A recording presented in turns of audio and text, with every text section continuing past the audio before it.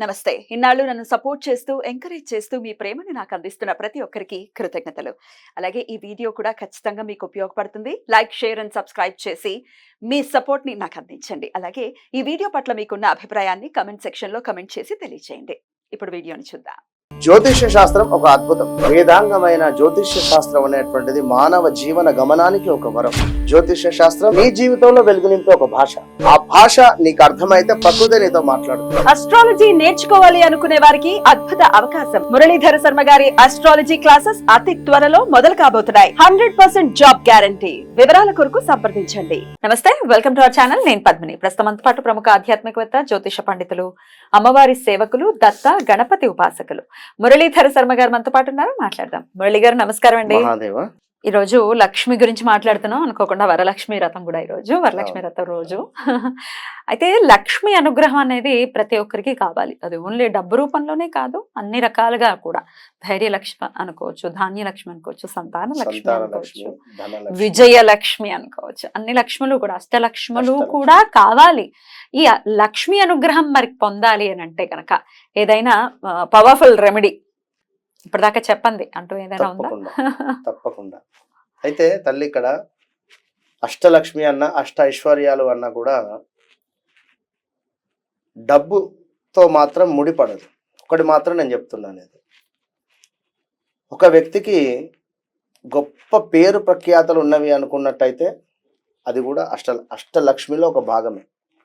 అంటే ఉదాహరణకు సరే, మెగాస్టార్ చిరంజీవి తమ్ముడైనప్పటికీ కూడా పవన్ కళ్యాణ్ అంటే అదొక వైబ్రేషన్. అది ఆ పేరే ఒక వైబ్రేషన్.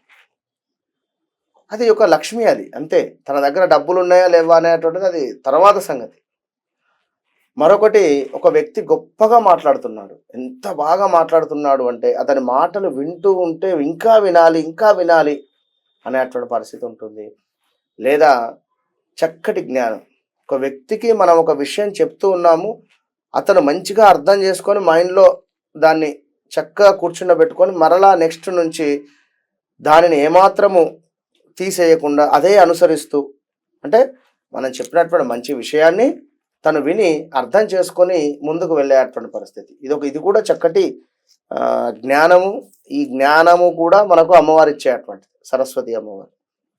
ఇక ముఖ్యమైనది ఏమిటి అంటే, సందర్భం లేకుండా అసందర్భంగా నలుగురు మాట్లాడుతుండగా మనం వెళ్ళి మాట్లాడడం కానీ, లేదా ఊరికే తరచూ కూడా ఈ యొక్క మనకు శరీరానికి సంబంధించినటువంటి తల కానీ లేదా ఈ యొక్క చేతులను కానీ ఏదో ఊరికే ఇట్లా దులపడం కానీ, ఓకే, కాళ్ళు ఊపడం కానీ, కాళ్ళు ఊపడం కానీ, ఏదో పని చేసినట్టుగా నేనే చేసిన అన్నట్టుగా, ఊరికే ఈ యొక్క మన ఏదో పదను ఉంది అనుకుందాం ఇంకేదో అన్నట్టుగా. మరొకటి, అస్తమానము ఒకరి గురించి మరొకరికి చెడు చెప్పడం. అన్న వాడు ఎప్పుడు కూడా ఫోన్ ఎత్తుతూనే ఉన్నాడు, వాడు సరిగ్గా ఏం పని చేయడం లేదని కానీ, లేదా సార్ ఒకరి మీద చాడీలు చెప్పడం. మహా డేంజర్ ఇది. ఎంత డేంజర్ అంటే దరిద్ర లక్ష్మి వచ్చి నీ నెత్తి మీద కూర్చుంటుంది. ఇక అటు పిమ్మట నువ్వేం చేసినా పోదు.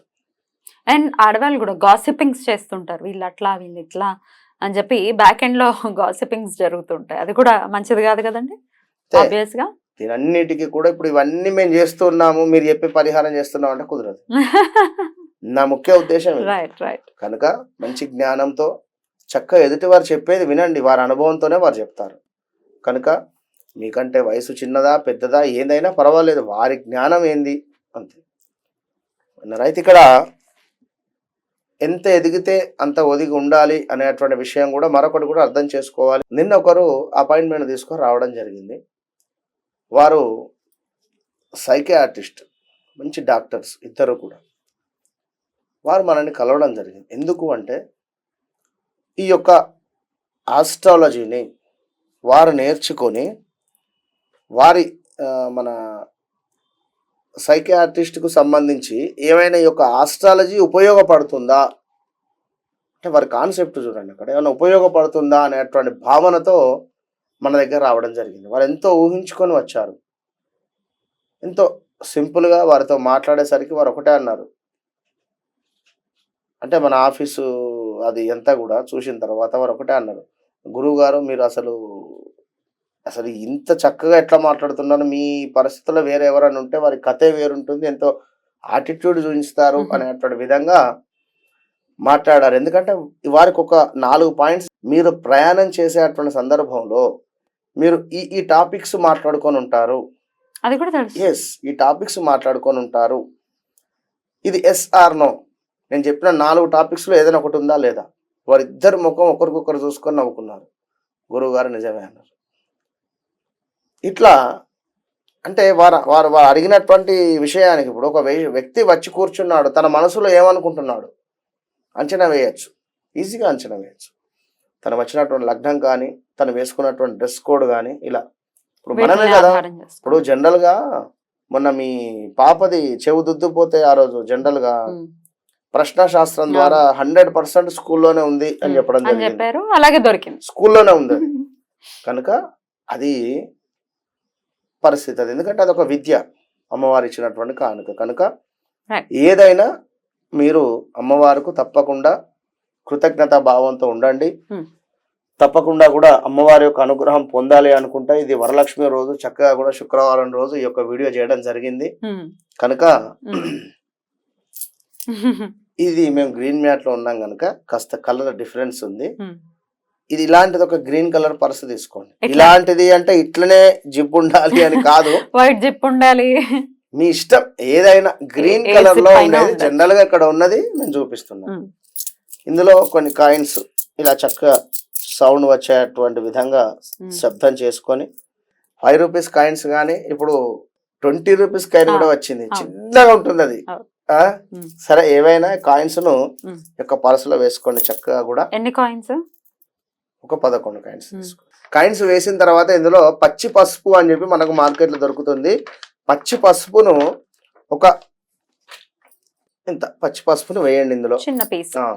దీంతో పాటుగా తులసి ఆకులు ఒక 4-5 వేయండి.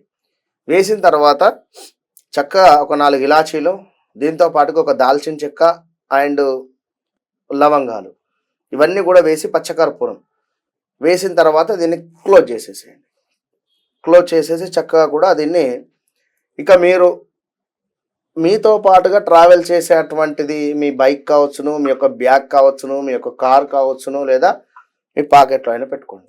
పై పాకెట్లో పెట్టుకోండి, చిన్నగా బయటికి ఈ యొక్క గ్రీన్ కలర్ కనబడేటువంటి విధంగా పెట్టుకొని మీరు ట్రావెల్ చేయండి. 11 రోజుల లోపే మీకు దానికి సంబంధించినటువంటి రిజల్ట్ మీకు మీరే కళ్ళారా చూస్తారు, 100% కూడా. అయినారా? లక్ష్మీదేవి అనుగ్రహము మీకు ఏదో రకంగా వస్తుంది. అది ఉద్యోగమా, పలానా ల్యాండ్ అమ్ముడు పోవటం లేదు, ల్యాండ్ అమ్ముడు పోవడమా, లేదా ఎక్కడి నుండో లోన్ రావాలని ఎదురు చూస్తున్నారా, లోన్ రావడమా, లేదా జాబ్లో ఇంక్రిమెంట్ కోసం ఎదురు చూస్తున్నారా, లేదా జాబ్లో హైక్ కోసం ఎదురు చూస్తూ ఉన్నారా, లేదా మీ యొక్క కూతురికి ఉద్యోగం కావాలా, ఏదైనా కూడా మీకు మనీ రిలేటెడ్ లక్ష్మీదేవి అనుగ్రహం కోసము తప్పకుండా ఇచ్చేసుకోండి, మంచి ఫలితం పొందండి. రైట్ అండి. అయితే దాని తర్వాత ఏం చేయాలి? పచ్చి పసుపుని కానీ తులసిని కానీ కొన్ని రోజులైన తర్వాత, పచ్చి పసుపు అంటే అది ఎంతో కొంత బూజు పట్టడం ఇట్లాంటివి ఏవో ఉంటాయి కదా, దాన్ని ఏం చేయాల్సి ఉంటుంది? ఒక 1 వీక్ ఉంచుకోండి, వారం చేంజ్ చేస్తూ ఉండండి. వారం ఖచ్చితంగా కూడా ఫ్రెష్ గా పచ్చకర్పూరం వేసి మొత్తము చక్కగా దాన్ని ఫ్రెష్ చేసేసి మళ్ళీ యాజ్ ఇట్ ఈస్ గా వేయండి. 2 వీక్స్ చేయండి, అంతే రిజల్ట్ అనేది ఉంటుంది. 2 వీక్స్ చేసిన తర్వాత రిజల్ట్ కనబడింది, కంటిన్యూ చేయండి, తీసుకున్నాను. రైట్ అండి, చాలా చక్కగా వివరించారు. కృతజ్ఞతలండి. నమస్కారం.